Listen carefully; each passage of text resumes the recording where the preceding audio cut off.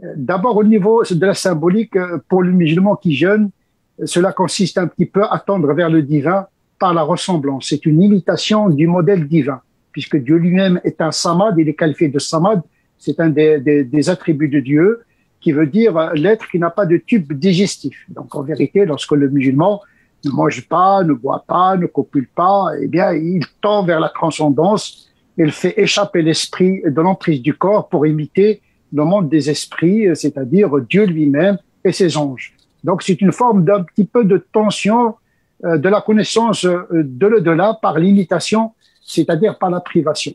C'est le triomphe de l'esprit sur le corps. C'est un moment également pour les musulmans de pratiquer l'éthique de l'effort, ce qu'on appelle jihad al-nafs, l'effort intérieur qui consiste à domestiquer, à dompter, à modérer les instincts.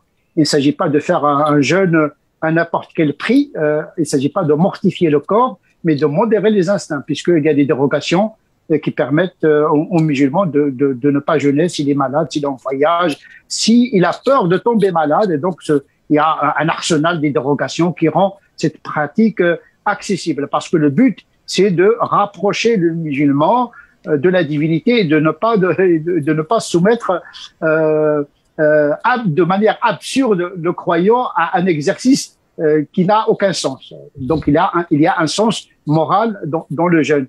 Il y a également une portée mystique. Il y a le jeûne du corps, il y a le jeûne du cœur, il y a le jeûne de l'esprit également. Il y a plusieurs niveaux de pratique du jeûne selon le niveau spirituel et mystique du musulman. Et puis, bien sûr, il y a le côté horizontal. Tout rite qui se respecte a une portée sociétale et sociale. La prière, chaque fois que la prière est évoquée, il y a la zakat qui rejoint cette prescription.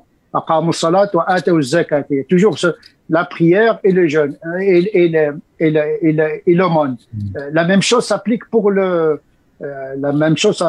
jeûne. On se prive pas pour rattraper ce qu'on a manqué la journée, mais on partage la fin de la journée avec le pauvre pour partager le repas avec lui le soir. Donc on se prive pas pour thésauriser, pour faire de l'épargne, mais pour partager. Ou bien, donc il y a un côté un petit peu social qui fait que le musulman, avant même de donner, il faut qu'il goûte au pincement de l'estomac, c'est-à-dire la faim. Et donc à cet égard-là, il partage également la privation avec le pauvre. Donc il y a une portée horizontale à cet égard-là. Puis zakat al-fitr à la fin, l'aumône de la fin de rupture du jeûne. L'aboutissement du rite, c'est produire de la générosité, l'altérité.